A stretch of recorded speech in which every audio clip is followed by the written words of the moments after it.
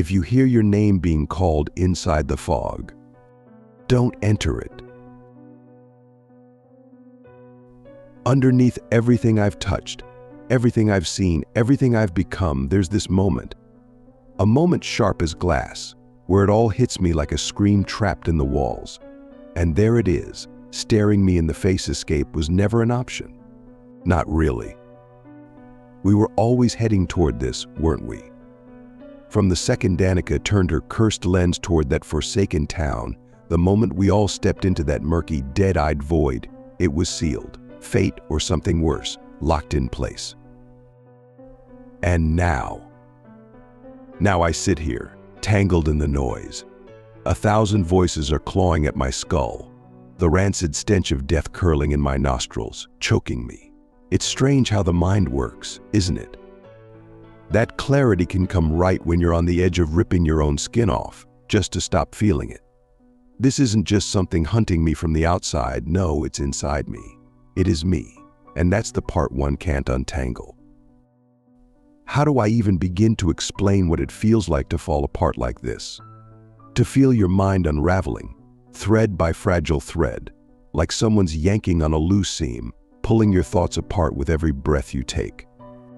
Each whisper, a small, snapping thread in a tapestry of madness. But you need to hear it, don't you? Someone has to know. It started, I think, with the fog. We drove up that mountain in near silence, with only the occasional forced conversation peppered through the air like a bad joke that nobody really wanted to laugh at. You know that kind of talk. The type people force when they're too afraid to even acknowledge what's crawling under their skin, fear that's still small enough to hide behind tight smiles and hollow laughs. Danica, though, she was buried in her notes, scribbling like a madwoman, muttering under her breath like she was in a trance, rehearsing, prepping for her grand vision of the documentary she had us all sucked into. That's what she does, flits between being perfectly in control and on the verge of snapping. It's magnetic in a terrifying way. That same force that pulled me into her orbit now felt more like a noose tightening with every mile we climbed into those mist-drenched mountains. Nathan, though, he felt it. He kept glancing back, eyes wide and glassy, like he was waiting for me to say something, to give him an out. But I didn't. And no one else did either. Not a single one of us could say what we were thinking, that we were afraid of something we couldn't even put a name to. Then we reached it. The town. It didn't have a name anymore, not that we knew of. Maybe once it had been a place people spoke about, a dot on some forgotten map, a whisper of a memory in a history book no one reads. Now, though, it was nothing more than a graveyard of rotting houses, crumbling under the weight of fog that clung like a wet, heavy thing, suffocating. The air was thick with the scent of decay, wood, dirt, and something else, something foul that clawed its way into your throat. And God, the silence. It was too much. No birds, no wind, just nothing, except there was something, a whisper, faint, far off, but there, threading its way through the quiet. I couldn't make out the words. Maybe that's why it was so terrifying. Danica, predictably, was the first to break the silence. "This is perfect," she breathed, eyes wide with a sick kind of excitement. It made me want to vomit. But I didn't say anything. I just watched as she pulled out her camera, her eyes gleaming with that twisted ambition. I wanted to scream at her, but I didn't. I couldn't. Instead, I stayed quiet and followed as she filmed the ghost of a place. That's when I saw him. An old man, standing in the doorway of one of the houses, hidden just enough in the shadows that I almost didn't catch him at first. His skin was stretched too tight, pale as paper, and his eyes, they were empty.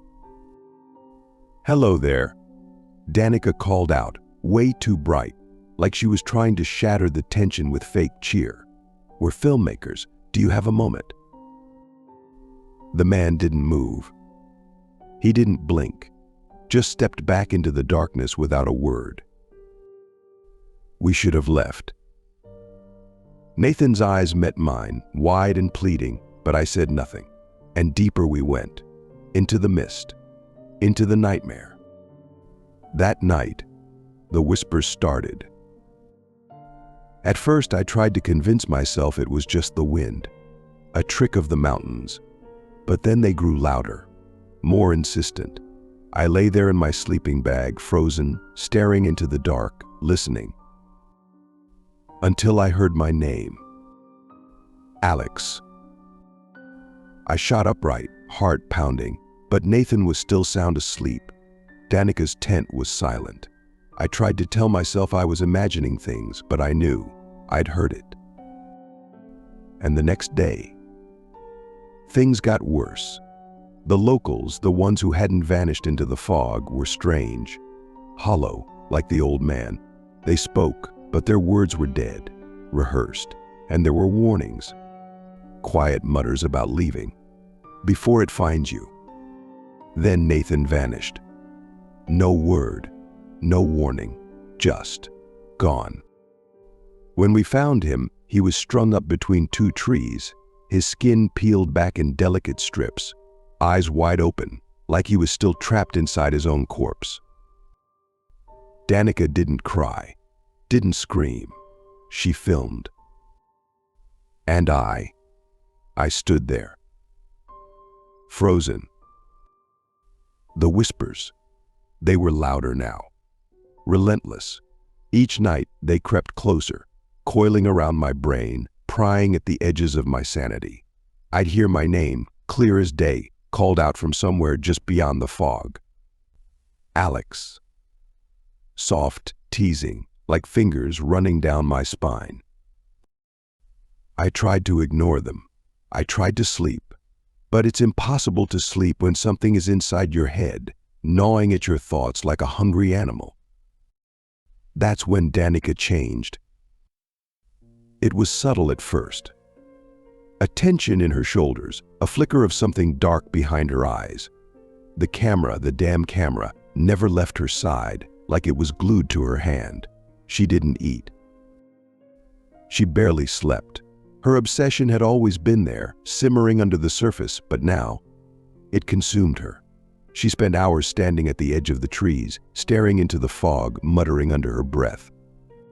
I don't know what she was saying. I didn't want to know.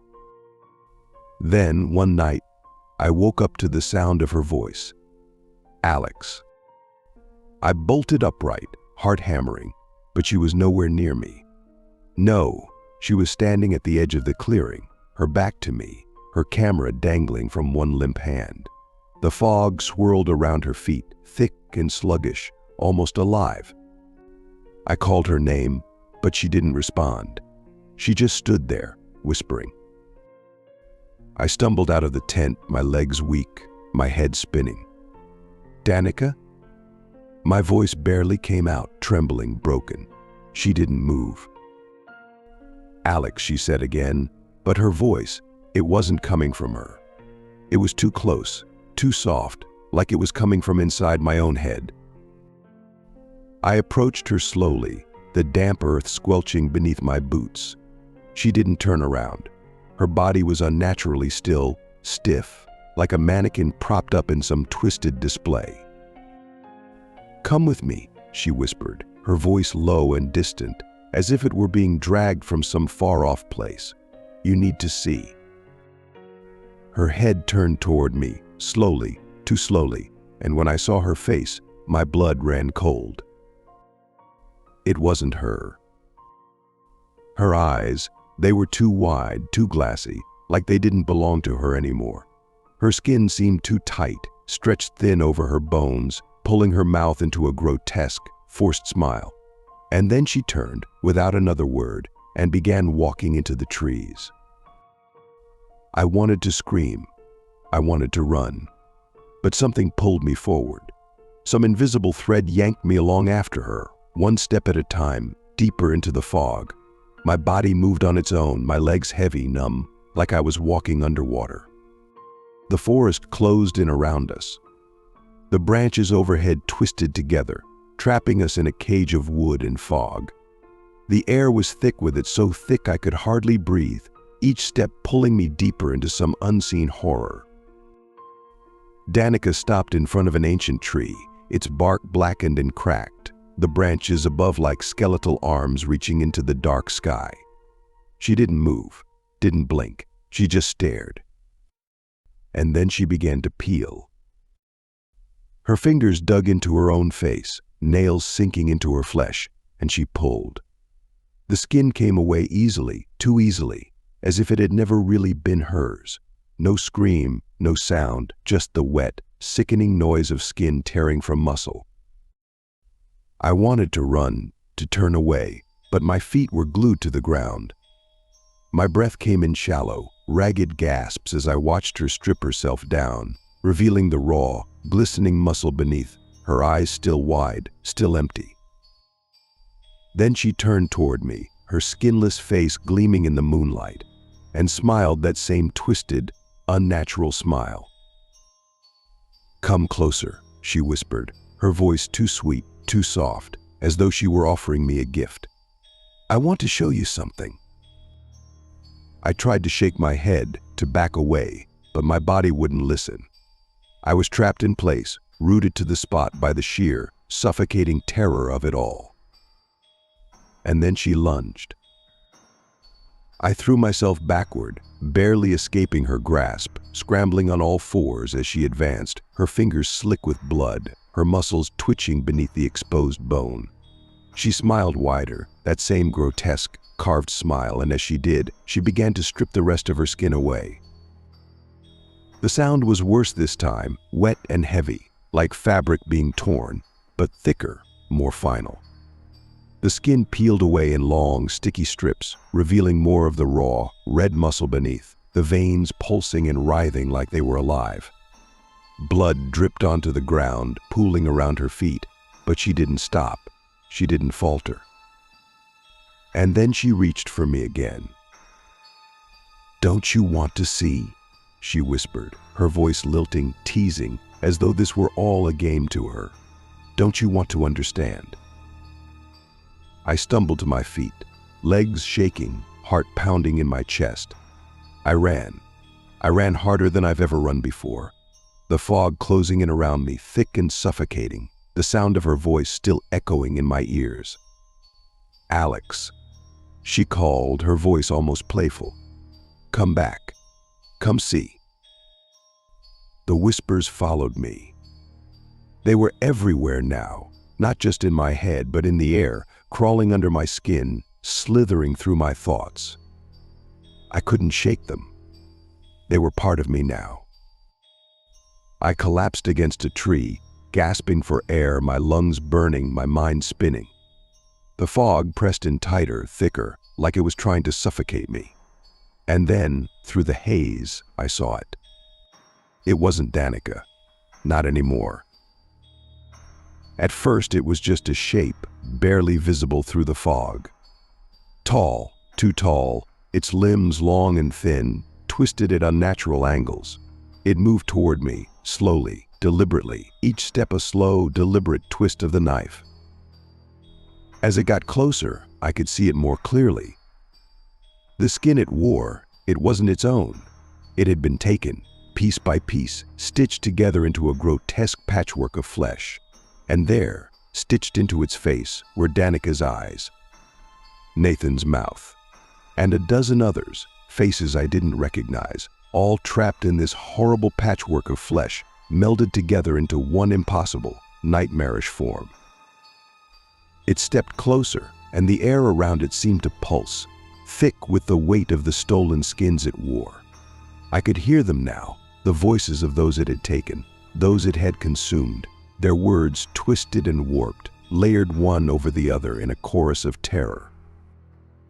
"Alex," it hissed, its voice a sickening blend of all their voices, a cacophony of pain and fear.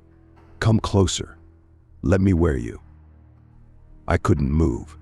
My body was frozen, locked in place by some unseen force. My mind was screaming at me to run, to fight, to do something, but I just stood there, trembling, as the thing came closer. Closer. each step slow, deliberate, as though it had all the time in the world to savor this moment. It stretched out one long, skeletal hand, the fingers too thin, too long, tipped with sharp, jagged nails that caught the moonlight. The skin it wore shifted and rippled with its movement, like it wasn't quite attached, like it could slide off at any moment. And that horrible patchwork face, it was still smiling. Always smiling. "Alex," it whispered again, dragging out my name in a sick, distorted mockery of the voices I knew. "Come closer. Let me wear you."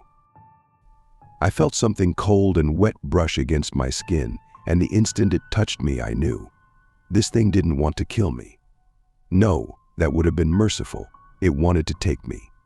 To strip me down, to peel away my skin, layer by layer, until there was nothing left but raw, exposed muscle. It wanted to wear me, like it had worn all the others. And that was when I felt it, the shift. Something deep inside me, something dark and primal, something that had been lurking in the shadows of my mind ever since we arrived in this cursed place. The whispers, they weren't just in the air anymore. They were inside me, twisting, coiling, wrapping around my thoughts like a vine, tightening, squeezing. "You were always part of this," the voices whispered, threading through my mind, blending with my own thoughts, until I couldn't tell where they ended and I began. "You can't escape. You were never meant to escape." The thing's hand pressed harder against my skin, and for a moment I felt the sharp, cold edge of its nails dig in, like it was testing, waiting for the moment it could begin peeling me apart. But as its fingers sank into my flesh, something inside me snapped. The fear, the panic, it evaporated in an instant, replaced by something else. Something darker. Something I hadn't even realized was there. I wasn't afraid anymore. I reached up, grabbing the thing's wrist in both of my hands, my grip so tight my knuckles turned white. Its skin felt wrong, too soft, too wet, like it was barely holding together. I could feel it shifting beneath my fingers, slipping over the bone like it was alive. And then, in one swift motion, I pulled. The skin tore away with a wet, sickening rip, and the thing let out a low, rasping hiss that sounded like a dozen voices gasping all at once. I stumbled backward, clutching the patch of stolen skin in my hand, the thing's empty, hollow face staring at me, the mouths stitched into its flesh opening and closing in silent screams. It didn't bleed. It didn't flinch. It just stood there, watching me with those stolen eyes, its fingers twitching at its sides, like it was deciding whether to lash out or retreat. And then, with a slow, deliberate motion, it peeled away the rest of its face. I wanted to scream, but no sound came out. The skin slid off like a mask, revealing the raw, exposed muscle beneath, the veins throbbing and twitching in the cool night air. The faces of the people it had taken, Danica, Nathan, all the others, they were still there, hanging loosely from its body, their eyes wide and staring, their mouths moving soundlessly. It smiled again, a grotesque, skinless grin, and took a step toward me. I didn't wait. I ran.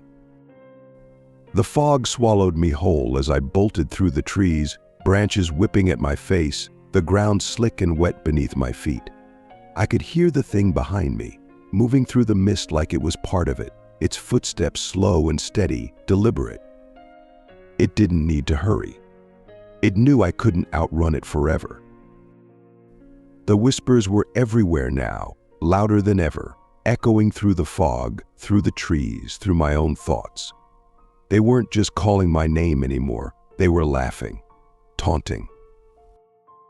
"You can't run, Alex. You were always part of this. You've always been part of this." My breath came in short, ragged gasps, my lungs burning with every step, but I couldn't stop. I wouldn't stop. I had to get away. I had to find some way, any way, to escape. But deep down, I knew there was no escaping this. Not really. The whispers had told me as much. This wasn't just some nightmare I could wake up from. This was something deeper, something older, something that had been waiting for me all along. I tripped, my foot catching on a root, and I went down hard. The wind knocked out of me as I hit the ground. The world spun, the fog swirling around me, thick and suffocating, pressing in on all sides. And then I saw it. It was standing over me, its hollow, patchwork face gazing down at me with those dead, stolen eyes. It tilted its head to one side, almost curious, like it was studying me, deciding how best to take me apart. I tried to crawl away, but my body wouldn't listen. My limbs felt heavy, numb, like they weren't even mine anymore. The fog was inside me now, crawling through my veins, filling my lungs, my mind. The thing crouched down beside me, its long, skeletal fingers brushing against my cheek. Its touch was cold, wet, and it sent a shiver down my spine, freezing me in place. "Don't fight it," it whispered, its voice a sickening blend of all the voices it had taken, layered one over the other like a chorus of despair. "It's easier if you don't fight." I squeezed my eyes shut, trying to block it out, trying to silence the voices, but they wouldn't stop. They wouldn't stop. "You were always part of this," the thing whispered, its fingers trailing down my neck, its skinless face inches from mine. "You've always been part of this." I felt its fingers press harder, sinking into my skin, and I knew what was coming next. I was going to be part of it. I was going to be worn. I don't know how long it's been since then. Time doesn't make sense here, in the fog, in the dark. It all blurs together, one endless, suffocating moment of pain and silence and feeling. God, the feeling. I can still feel my skin, still feel the touch of its fingers as it stripped me down, inch by inch, layer by layer. I'm still alive, I think. I can feel the others too, the ones who came before me, the ones it took. They're all here, their voices mingling with mine, their thoughts tangled with mine, a constant, never-ending chorus in the back of my mind. We're all part of it now. We're all one. And we're waiting.